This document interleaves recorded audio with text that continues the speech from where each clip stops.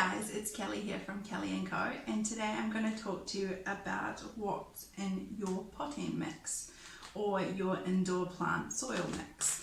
So you go to the store and you buy something like this and you chuck it in your pots and your plants should grow. Now this is a mix of like 7 or 8 different things. So I'm going to go through those ingredients and kind of explain briefly and basically what they do.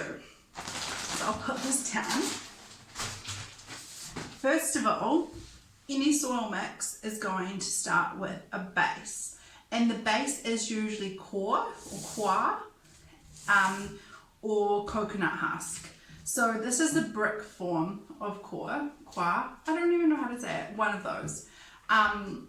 So you quite often find this in little pellets if you get like what are they called, microgreen kits, or if you get like herb kits or something like that, and then you add water to it and then it gets bigger and bigger and bigger and then you have soil. So it's a growing medium. This is great for propagating plants in. I use it quite a lot for not just cuttings but actual full plants. It's a really good base medium. So it's going to help with aeration and water retention. So all soils will have a base. Then they're going to add something like a composted bark or like an orchid bark. So a bark nugget that's broken up into smaller pieces. So something like this. Can we see this? Kind of. I'll pull it up. So I'll put some into my hand. So it's like this. It's pieces of bark that are composted or cut up, throw it away, or cut up really, really small. So it's kind of like the second thing you'll find in pretty much all soil mixes or potting soils. So this is going to also add to the base, but it's going to add some richness and fullness to the soil, and it's going to add moisture retention and a little bit of aeration. So if you've got this and this, then your roots are going to be able to grow into the little air pockets that the bark makes in the coir. I hope that makes sense.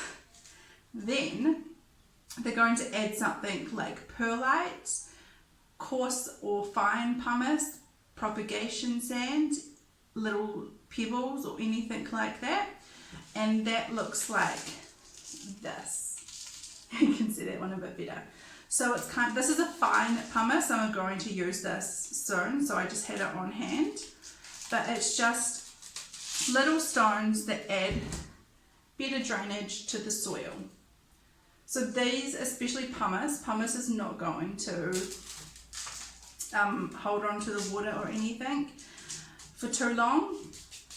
It is porous, it's going to allow for drainage, it'll hold a little bit of moisture but not too much. So that's kind of like the third ingredient. So they're like your solid base ingredients. So you've got the coir, the bark, and some form of like rock or something like that.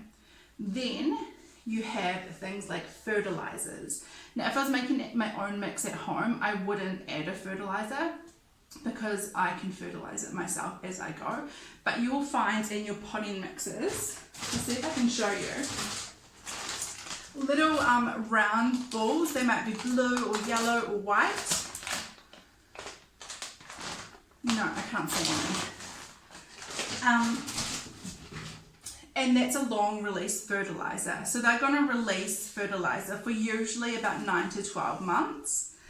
So you don't really need to worry about fertilizing for that first year if you're starting with fresh soil, although I do for some plants.